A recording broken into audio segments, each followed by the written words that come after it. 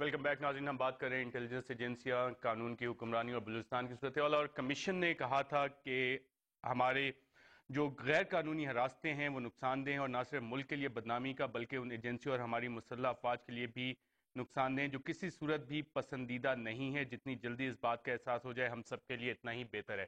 Brigadier شوکت قادر صاحب، یہ احساس ہماری فوج کو، ہماری ایجنسیز کو، ملٹری انٹیلیجنس ایجنسیز کو ہے کہ غیر قانونی ڈیٹینشنز، مسنگ پرسنز کا کیس نقصان دہ ہے بلوچستان کے لیے بھی، ملک کے لیے بھی؟ مجھے پتہ نہیں احساس ہے کہ نہیں، مگر مجھے امید تو ہے کہ یہ احساس ہونا چاہیے. اگر ان یہ کو احساس نہیں، کیسے ہوگا اور اس کا اگر پتہ کیسے لگے گا؟ پتہ تو میرا خیال ہے حالات سے ہی چلے گا. ایک اشارہ ہمارے پاس ہے کہ بلوچستان میں ایک واحد اسکول بنایا گیا ہے جس میں بلوچیوں کے لیے سستی اور اچھی تعلیم مہیا کی گئی ہے، اور وہ افواج نے بنایا ہے. بالکل، اس میں ووکیشنل ٹریننگ بھی دے رہے ہیں اور تو پھر نوکریوں کے مواقع بھی فراہم کر رہے ہیں، لیکن شاید وہ سٹیپس ناکافی ہیں. انیس جیلانی صاحب، ہماری عدالتیں جب ایجنسیوں کے بے بس کیوں ہیں؟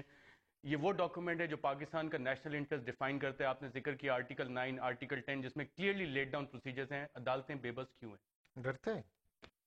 کیوں ڈرتے ہیں؟ اس کی وجہ کہ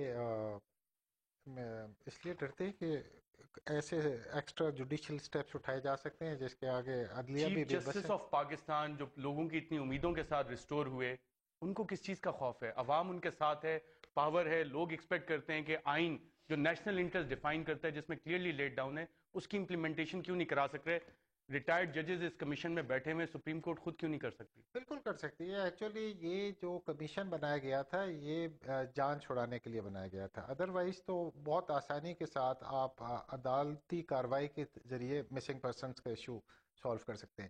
دیکھیں اس میں کوئی اتنا زیادہ کمپلیکیٹڈ مسئلہ نہیں ہے. اگر فرض کریں ہم ارشد شریف کو ہی جج بنا دیں آپ کو سپریم کورٹ کا، اور آپ کہتے ہیں کہ جی اب آپ سینیٹر صاحب کو میرے سامنے پیش کریں، اور ایجنسی سینیٹر کو پیش نہیں کرتی ہیں، تو پھر آپ کیا کریں گے؟ آپ کو ایجنسیز کے میرے خلاف خیال قدم سے اٹھانا پڑے خدا گا. نہ کرے کہ مجھے وہ کام کرنا پڑے، نہ میں وہ کرنا چاہوں گا، لیکن جو شخص بھی اس جگہ بیٹھا ہو اگر وہ اپنی پاور امپلیمنٹ نہیں کرا سکتا تو اسے ریزائن کر کے گھر چلے جانا چاہیے.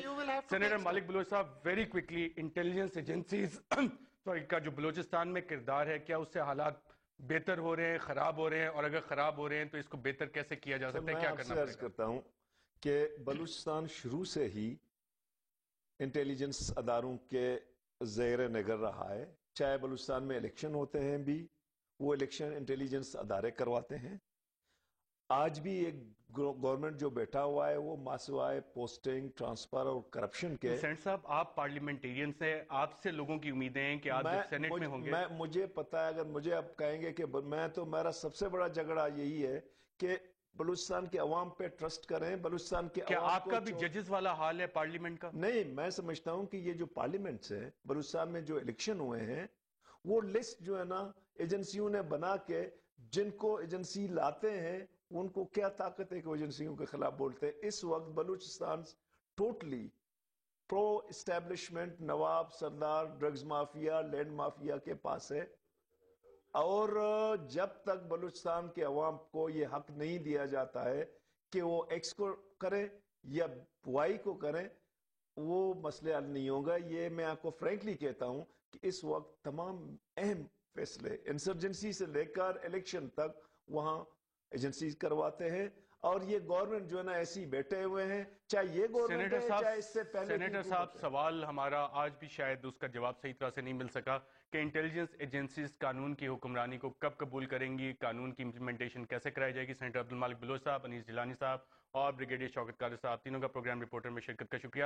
ناظرین، اگلے پروگرام میں ہم یہ جاننے کی کوشش کریں گے کہ باہر کے دوسرے ممالک میں، ڈیولپڈ ورلڈ میں، انٹیلیجنس ایجنسیز کے اوپر کیا قوانین لاگو ہوتے ہیں، وہاں پہ وہ کس طرح سے اکاؤنٹیبل ہوتی ہیں. اجازت دیجیے گا. اللہ حافظ.